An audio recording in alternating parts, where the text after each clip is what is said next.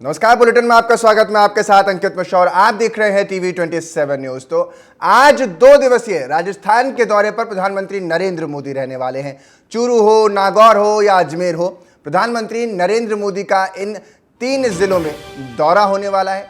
चूरू, नागौर और अजमेर, यहां पर जनसभा को संबोधित करेंगे। लोकसभा सीट पर भाजपा प्रत्याशियों के लिए जनसभा करते नजर आएंगे, यानी समर्थन में प्रचार।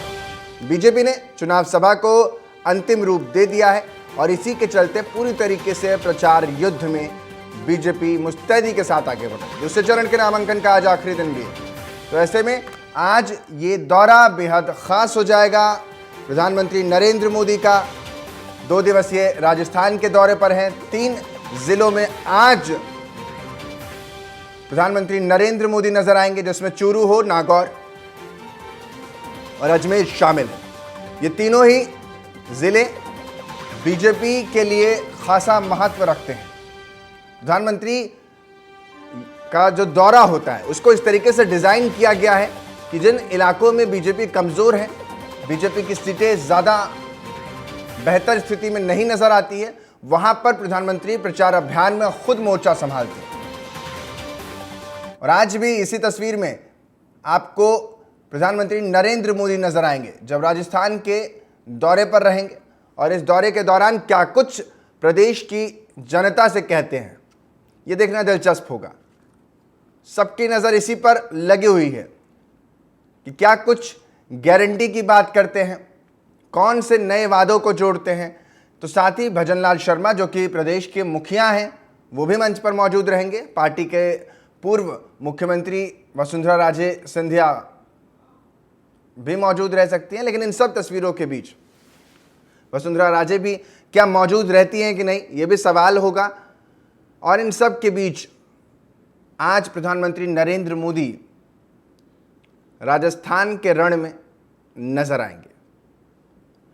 जैसा कि मैं कहता भी हूं कि राजस्थान की रणभेड़ी बेहद खास इसलिए भी हो जाती है, हिंदी हार्टलैंड का एक प्रदेश राजस्थान भी है, जहां की सीटें महत्वपूर्ण होती हैं।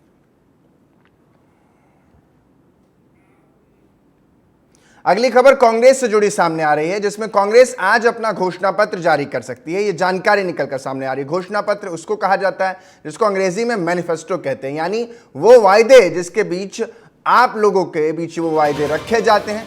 लोकसभा चुनाव के लिए घोषणा पत्र अहम होता है और इस बार 5 न्याय पर आधारित घोषणा पत्र हो सकता है, जिसमें किसान, महिलाओं को लुभाने पर पार्टी का जोर ज्यादा हो सकता है। युवाओं को रोजगार देने का अधिकार भी इसमें वादे के रूप में नजर आ सकता है। तो यानी 5 सूत्रीय जिन वादों के साथ कांग्रेस पार्टी इस लोकसभा चुनाव में उतर सकती है, उसमें युवा, किसान, महिला, बेरोजगार शामिल हो सकते हैं। हर वर्ग को साधने की कोशिश इस 5 सूत्रीय घोषणा पत्र में हो सकती है। तो जानकारी निकल के सामने आ रही है। आज घोषणा पत्र का ऐलान हो सकता है। इससे पहले बीजेपी भी अपने मैनिफेस्टो कमेटी की 2 बैठकें ले चुकी है, जिसकी अध्यक्षता राजनाथ सिंह कर रहे हैं। तो दोनों ही पार्टियां अब आमने सामने, और देखना दिलचस्प होगा कि किसके घोषणा पत्र में आम जनमानस के लिए क्या कुछ किसके पिटारे से निकलता है। कौन सी नई योजनाएं, कौन से नए दावे, कौन से नए वादे ये पार्टियां करती नजर आएंगी।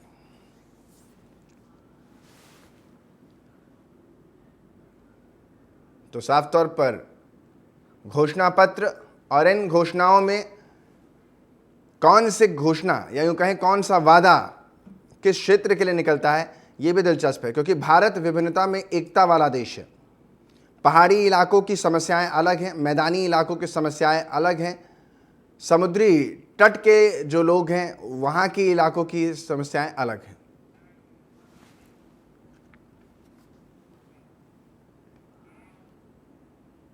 पहाड़ प्रदेश उत्तराखंड के दौरे पर भारतीय जनता पार्टी के राष्ट्रीय अध्यक्ष जेपी नड्डा 2 दिवसीय उत्तराखंड दौरे पर हैं। जेपी नड्डा चुनाव कोर कमेटी की बैठक में शामिल होने के लिए आज वहां पर मौजूद है। जेपी नड्डा के साथ कई और मंत्री भी शामिल हो सकते हैं। शक्ति केंद्र संयोजक की बैठक में भी जेपी नड्डा अध्यक्ष बीजेपी के शामिल होंगे। त्रिदेव सम्मेलन में भी भीड़ जुटेगी आज, जिसमें कार्यकर्ता की जो संख्या बताई जा रही है वो 12,000 के आसपास है। त्रिदेव सम्मेलन इसका नाम है। आज इसमें भी शामिल होंगे। देवभूमि उत्तराखंड में लगातार प्रचार अभियान भारतीय जनता पार्टी की कमान संभाल ली है। बीजेपी अध्यक्ष जेपी नड्डा ने 2 दिवसीय इस दौरे पर, कल की तस्वीर आपको दिखा रहे हैं, और दौरे का आज आखिरी दिन है। और इस दौरे में क्या कुछ जेपी नड्डा का, बीजेपी अध्यक्ष का कार्यक्रम रहने वाला है, उसकी जानकारी आपको दे रहे हैं। त्रिदेव सम्मेलन में 12,000 से अधिक कार्यकर्ताओं को जुटने की उम्मीद इस मौके पर जताई जा रही है, जिसकी जानकारी आप तक हम पहुंचा रहे हैं। ऐसे ही कई कार्यक्रमों में आज शामिल होंगे। दरअसल 5 लोकसभा सीटें आती हैं इस क्षेत्र से, और इन सीटों पर बीजेपी उम्मीदवारों को जीत दिला सके, इसलिए पहाड़ प्रदेश उत्तराखंड में लगातार पार्टी अपना दमखम दिखाना चाहते हैं। और इसी के चलते बीजेपी अध्यक्ष जेपी नड्डा का ये दौरा 2 दिवसीय अपने आप में अहम हो जाता है, और आधारभूत ढांचा जो भारतीय जनता पार्टी का है उसको मजबूत करने में कहीं ना कहीं ये दौरे बेहद कारगर साबित हो सकते हैं।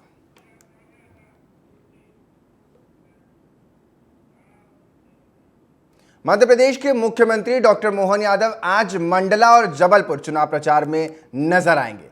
सीएम डॉक्टर मोहन यादव भोपाल से सीधा मंडला के निवास के लिए रवाना होंगे। सीएम विधानसभा के बीजा डांडी में जनसभा में शामिल भी होंगे।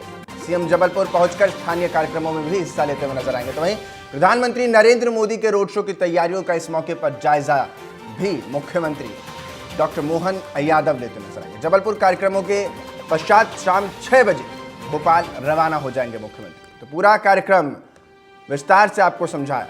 विधानसभा के बीजाडांडी में जनसभा में शामिल होंगे मुख्यमंत्री डॉक्टर मोहन यादव। जबलपुर पहुंचकर स्थानीय कार्यक्रमों में भी इस मौके पर हिस्सा लेंगे।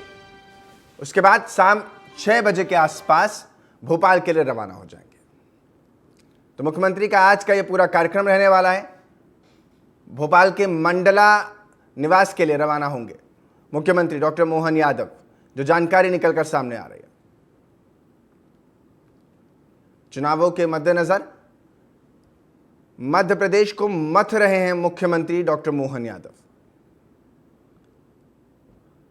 और इस मंथन में भारतीय जनता पार्टी के लिए 29 सीटों का तोहफा मुख्यमंत्री प्रधानमंत्री को देना चाहते हैं। और इसी सिलसिले में प्रदेश की हर उस सीट तक पहुंचने की कोशिश जहां स्थिति कमज़ोर नज़र आती है, या यूं कहें कि बीजेपी को लगता है कि यहां स्थिति डगमगा सकती है। 19-14 के चुनावों में स्थिति को ध्यान में रखते हुए 24 में चौसर बिछा रही है बीजेपी, और इसी के चलते भोपाल में लगातार मुख्यमंत्री आज भोपाल से मंडला जबलपुर के दौरे पर निकलेंगे।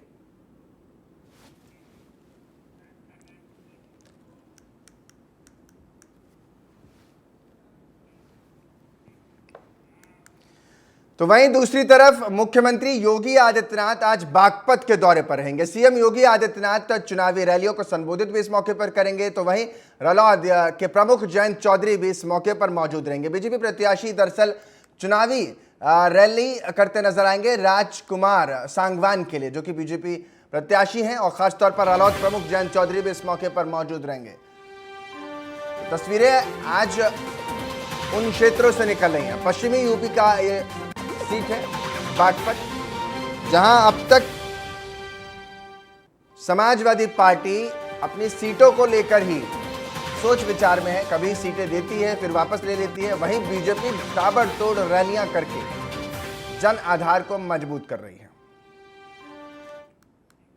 तो अगली खबर की तरफ आपको लिए चलते हैं। सौरभ भारद्वाज की खबर निकलकर सामने आ रही है। दिल्ली के स्वास्थ्य मंत्री सोशल मीडिया प्लेटफॉर्म एक्स पर उन्होंने पोस्ट किया है और कहा है कि पिछले कई हफ्तों से स्वास्थ्य सचिव और मुख्य सचिव की कई बार कहा है कि सरकारी अस्पतालों में मुफ्त दवा आदि की कमी है और इसे ठीक करें, लेकिन दवाओं को लेकर अधिकारी गलत जानकारी लगातार दे रहे हैं। कल एक बच्चे की खबर कई अखबारों में छपी कि अस्पताल में रुई भी उपलब्ध नहीं है। ये उनका social media platform Saurabh Bharadwaj का सोशल मीडिया प्लेटफॉर्म एक्स पर उनका पोस्ट दिखा रहे हैं, जहां पर उन्होंने साफ तौर पर लिखा है और इस बात का जिक्र भी उन्होंने किया, पिछले कई हफ्तों से स्वास्थ्य सचिव और मुख्य सचिव को बार बार कहा कि सरकारी अस्पतालों में मुफ्त दवा आदि की कमी है और इसे ठीक किया जाए, समय रहते सुधार लिया जाए।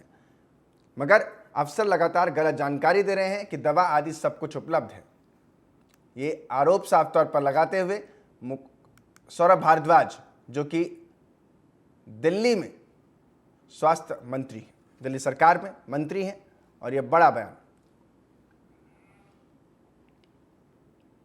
दक्षिणी मुंबई में नागपाड़ा के सीपी टैंक इलाके में एक दुकान में भीषण आग लगने की सूचना मिली। आग की लपटें इतनी भीषण थी कि आग के आवेश में आकर 4 दुकान और 2 गाड़ियां भी जलकर खाक हो जाती हैं। अभी तक आग लगने की वजह का पता नहीं चल सका है। तस्वीरें आपके सामने हैं, धू धू करती ये गाड़ियों की तस्वीर। सूचना पर पहुंची दमकल टीम ने कड़ी मशक्कत के बाद आग पर किसी तरह काबू पाया। मिली जानकारी तक किसी के हताहत होने की अब तक कोई खबर सामने नहीं आई। दुकान में ये भीषण आग लगी है, धू धू करती दुकान, और इसकी चपेट में आई 2 गाड़ियां भी स्वाहा हो जाती। आग का रौद्र रूप दूर से ही इस धुएं गुबार को देखा जा सकता है और साफ तौर पर आग की चपेट में जिस दुकान में आग लगी उसके अलावा भी 3 दुकानों में और आग लग जाती है देखते ही देखते। साथ ही वहां खड़ी 2 गाड़ियां भी इसी आग की चपेट में आ जाती हैं और धू धू करके जलने लगती है।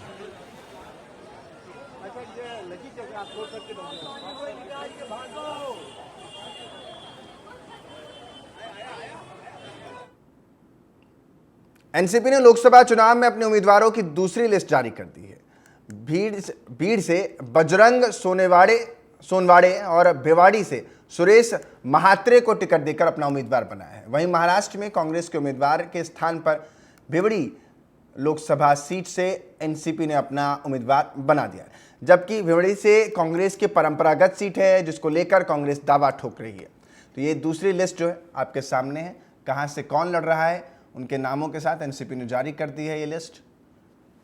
भीड़ से बजरंग सोनावड़े को टिकट मिला है, भिवड़ी से सुरेश महात्रे को उम्मीदवार बनाया गया। एनसीपी पार्टी ने ये लिस्ट जारी की है। दरअसल एनसीपी के शरद चंद्र पवार महाराष्ट्र प्रदेश, जो कि आप देख भी पा रहे हैं तस्वीरों में, एनसीपी का शरद पवार गुट है जिसकी ये लिस्ट दूसरी लिस्ट दरअसल सामने आई है। महाराष्ट्र में INDI गठबंधन का अहम सहयोगी है ये गुट, और इसी के चलते ये लिस्ट अब सामने आ गई है।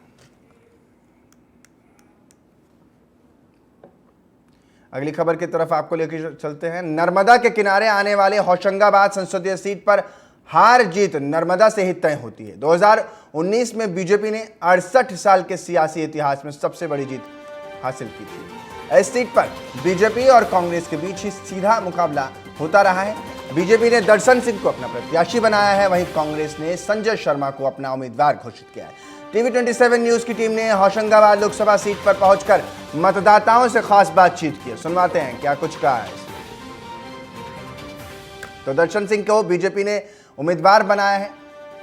इस मौके पर कांग्रेस ने संजय शर्मा पर दांव लगाया, यानी आमने सामने की लड़ाई होशंगाबाद से देखने को मिलेगी। बीजेपी का गढ़ है होशंगाबाद लोकसभा सीट और यहां से बीजेपी और कांग्रेस में भिड़त साफ तौर पर देखी जाएगी।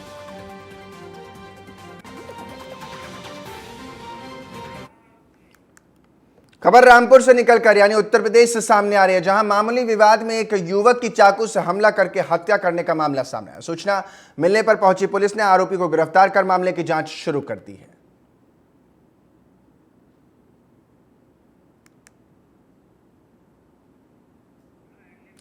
तो साफ तौर पर रामपुर में इस तरीके की घटना सामने आई है, जहां अब तक ये पता नहीं लग पाया कि विवाद किस मामले को लेकर हुआ, लेकिन विवाद इतना ज्यादा बढ़ गया कि व्यक्ति ने चाकू से हमला कर दिया। पुलिस ने आरोपी को गिरफ्तार कर लिया, आगे की पूछताछ शुरू कर दी है। तस्वीरें आप देख पा रहे हैं मामले विवाद में एक युवक की हत्या कर दी जाती है। ये थाना सैफनी में आज शाम को मामूली कहासुनी में एक व्यक्ति द्वारा दूसरे व्यक्ति को चाकू से सीने पर मार दिया गया, इससे उसकी मृत्यु हो गई है। इलाज के दौरान इलाज के लिए ले आते समय आरोपी अरेस्ट कर लिया गया है। परिजनों की तहरीर पर अभियोग पंजीकृत किया रहा है और जो भी अग्रिम कार्रवाई है वो की जाएगी। तो सर कितने लोगों के ऊपर कार्रवाई हुई? अभी तो जो परिजन तहरीर देंगे उसके हिसाब से कार्रवाई की जाएगी। तो क्या आश्वासन दिया है परिजनों को? जी, परिजनों का क्या कहना है सर? ये परिजनों का कहना है कि जो है इस तरह से कहासुनी में उसका मर्डर किया गया है, तो फिर उसी हिसाब से कार्रवाई। मध्य प्रदेश के उमरिया जिले की सभी मतदान केंद्रों में मतदाता का प्रतिशत बढ़ाने के लिए जिला निर्वाचन अधिकारी स्वीप कार्यक्रम का आयोजन कर रहे हैं। जिले की 40 मतदान केंद्रों में 100% मतदान कराने के लिए विशेष आयोजन किया जा रहा है। जिला निर्वाचन अधिकारी धीरेन्द्र कुमार जैन एवं उनकी स्वीप की टीम लगातार प्रयासरत है। उमरिया जिले के अंतिम छोर में बसे ग्राम कुसमाह कला ग्राम में मतदाता जागरूकता कार्यक्रम का आयोजन किया गया है, जिसमें शहडोल संभाग के commissioner BS Jamod, Shahdol zone के अतिरिक्त पुलिस महानिदेशक डीसी सागर, उमरिया कलेक्टर धीरेन्द्र जैन सहित उमरिया जिले के जिम्मेदार अधिकारी शामिल हुए। इस दौरान कुसमाह ग्राम के मतदाता ने उनके गांव में स्थापित ठाकुर बाबा का कमिश्नर एवं कलेक्ट्रेट से पूजा करवाकर 19 अप्रैल को होने वाले मतदान में 100% मतदान करने की शपथ भी ली है।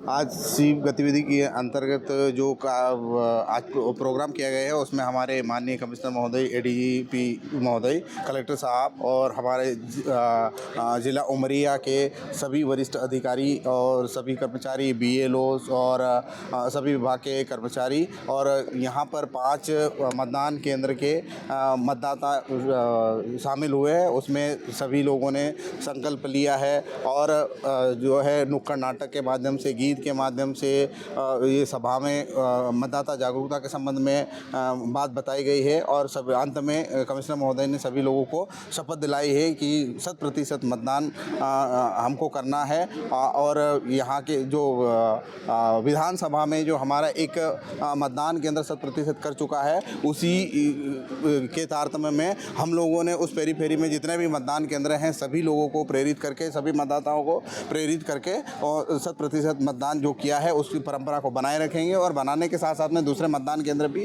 100% की ओर अग्रसर है, उनको भी हम लोग पूरा करेंगे। शहडोल लोकसभा क्षेत्र अंतर्गत आगामी 19 अप्रैल को मतदान संपन्न होना है।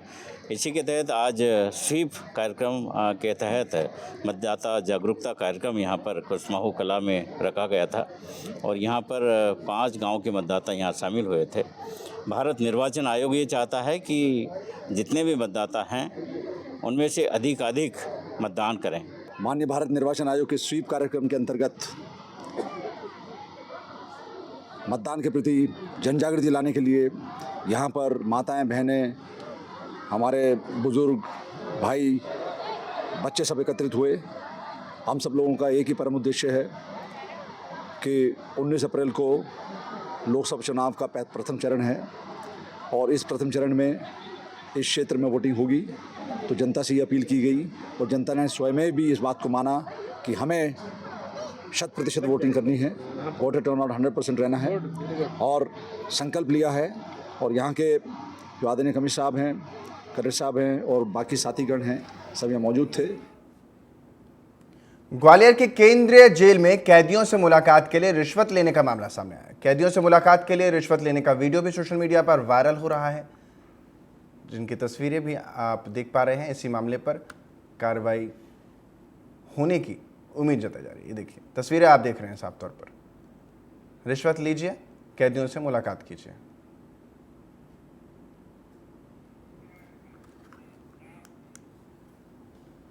अगली खबर इंदौर यानी मध्य प्रदेश से निकलकर सामने आ रही है, जहां रंग पंचमी के दिन कई जगहों पर सूखा और गीला रंग लगाने को लेकर विवाद की घटनाएं सामने आई थी। ऐसा ही एक मामला राजेंद्र नगर थाना क्षेत्र में सामने आया था, जहां रंग पंचमी के दिन चेहरे पर रंग लगाने को लेकर दो लोगों में विवाद हो जाता है। बात इतनी बढ़ जाती है कि कुछ लोगों ने एक युवक पर चाकू से हमला कर दिया। घटना में युवक गंभीर रूप से घायल हो जाता है। जख्मी हालत में पुलिस ने युवक को अस्पताल में भर्ती कराया, जहां इलाज के दौरान आज लड़के की मौत हो जाती है। इंदौर पुलिस ने इस मामले में 7 आरोपियों के खिलाफ को गिरफ्तार कर पूरे मामले की इन्वेस्टिगेशन शुरू कर दी है।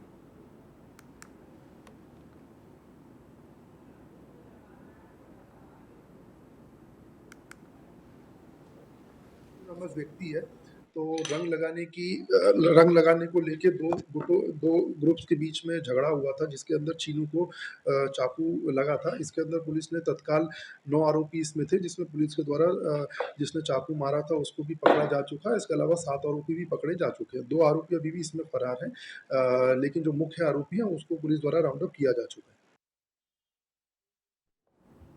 लोकसभा चुनाव में बीजेपी द्वारा इस बार 400 सीटें जीते जाने की बात और दावा सामने आता है। ग्वालियर के पूर्व मंत्री भारत सिंह कुशवाहा को अपनी जीत पर पूरा भरोसा भी नजर आता है। राम मंदिर, काशी विश्वनाथ और बोधशाला जैसे धार्मिक मुद्दों पर मुस्लिम समाज की नाराजगी के विषय पर जवाब देते हुए उन्होंने कहा, मुसलमान अपने धार्मिक स्थलों में पूजा अर्चना करते हैं, उन्हें कोई नहीं रोकता है। हमारा एजेंडा सबका साथ सबका विकास है। देश को जातियों में कांग्रेस ने बांटा था, इसलिए कांग्रेस के बुरे दिन शुरू हो गए हैं। निश्चित रूप से कार्यक्रम के अवसर पर संत श्री गोपालदास जी महाराज भी, हमारे भारतीय जनता पार्टी के जिला अध्यक्ष और मैं स्वयं आप सबकी उपस्थिति में ये कार्यक्रम हुआ है और युवाओं के अंदर जो उत्साह जोश देखने को मिल रहा है और एक नए राष्ट्र का निर्माण प्रधानमंत्री जी के नेतृत्व में हो रहा है। इसलिए युवाओं को भी और जनमानस को भी ये भरोसा है कि ये चुनाव, लोकसभा का चुनाव हमारे देश के प्रधानमंत्री जी का चुनाव है। प्रधानमंत्री जी को फिर प्रधानमंत्री बनाने की इच्छा सभी जनमानस की है और युवाओं की भी है। इसलिए मैं इस अवसर पर यही कहना चाहूँगा कि प्रधानमंत्री जी का अच्छा काम है। प्रधानमंत्री जी को सबका आशीर्वाद मिले, भारतीय जनता पार्टी को मिले, मुझे भी मिले। के लोकसभा प्रत्याशी भारत सिंह कुशवाहा मेरे साथ मौजूद हैं। भाजपा में कहीं ना कहीं इससे पहले भी पूर्व मंत्री रहे हैं और अब चूंकि इससे पहले चुनाव हार गए थे, लेकिन बावजूद इसकी पार्टी ने भरोसा जताया और उनको यहाँ पर लोकसभा का टिकट दिया है। किस तरह से देखते हैं, चूँकि कांग्रेस अब तक जो है ना मुरैना से ना ग्वालियर से अभी तक जो है प्रत्याशी अपने नहीं चुन पाई है और कहीं ना कहीं इस पर भाजपा को बढ़त मिलना स्वाभाविक। देखिए, प्रधानमंत्री जी का काम अच्छा है, भारतीय जनता पार्टी का संगठन अच्छा है, भारतीय जनता पार्टी का संगठन भी मजबूत है हर पोलिंग बूथ पे और भारतीय जनता पार्टी की केंद्र सरकार का, राज्य सरकार की योजनाओं का बराबर लाभ स्थानीय लोगों को मिल रहा है। पूरे देश में प्रदेश के लोगों को सर्वाधिक योजना का लाभ इस भारतीय जनता पार्टी की सरकार में मिला है लोगों को। तो जनता अच्छी तरह से जानती है कि प्रधानमंत्री जी के नेतृत्व में देश भी सुरक्षित है, देश प्रगति कर रहा है, तरक्की कर रहा है। सब समाजों की चिंता हमारी सरकार में हुई है, प्रधानमंत्री जी ने भी की है, भारतीय जनता पार्टी ने भी की है। इसलिए चुनाव में मैं ऐसा मानता हूँ भारतीय जनता पार्टी को 400 से अधिक सीटें एनडीए को मिलेंगी, ये निश्चित रूप से, क्योंकि काम बोलता है। प्रधानमंत्री जी का काम हर घर में बोल रहा है और जब काम होता है तो जनता उसको आशीर्वाद देती है। इसलिए कांग्रेस को मैं ऐसा मानता हूँ, आप तो देख जाइए मध्य प्रदेश के अंदर कांग्रेस खाता नहीं खोल पाएगी, वो स्थिति होने वाली है, क्योंकि कांग्रेस ने सरकार में रहते हुए लोगों का शोषण किया है, लोगों के लिए न योजना बनाई न विकास किया। इसलिए जनता अच्छी तरह से जानती है कि कांग्रेस की जहाँ जहाँ सरकार रही वहाँ न तो कोई विकास हुआ न योजना पर काम हुआ। तो इसलिए जनता मन बना चुकी है कि भारतीय जनता पार्टी को आशीर्वाद जनता देगी प्रधानमंत्री जी। ये भरोसा जताया है कि किस तरह से ग्वालियर को अग्रणी बनाकर रहेंगे, विकास के मामले में, रोजगार के मामले में, उद्योग के मामले में ग्वालियर आगे बढ़ेगा। ये भरोसा जताया है भारत सिंह कुशवाहा, जो कि लोकसभा प्रत्याशी हैं। हालांकि वो अपनी जीत के प्रति काफ़ी आशान्वित है और पूरी तरह से उम्मीद है उनको कि वही जीतेंगे। और भारतीय जनता पार्टी के कार्यकर्ता भी लगातार जो है उनके साथ में जो है लगातार प्राणपण से लगे हुए हैं। अब देखना ये है कि आने वाले समय में कितने वोटों से भारत सिंह कुशवाहा जीतते हैं या कांग्रेस के कौन से प्रत्याशी उतारती है, तो जिससे भारत सिंह को चुनौती मिलती है। कैमरामैन राहुल परिहार के साथ संजय शर्मा, TV 27 न्यूज़, ग्वालियर। यहाँ रुक रहे हैं एक छोटे से ब्रेक के लिए। आप बने रहें हमारे साथ, देखते रहिए TV27 न्यूज़।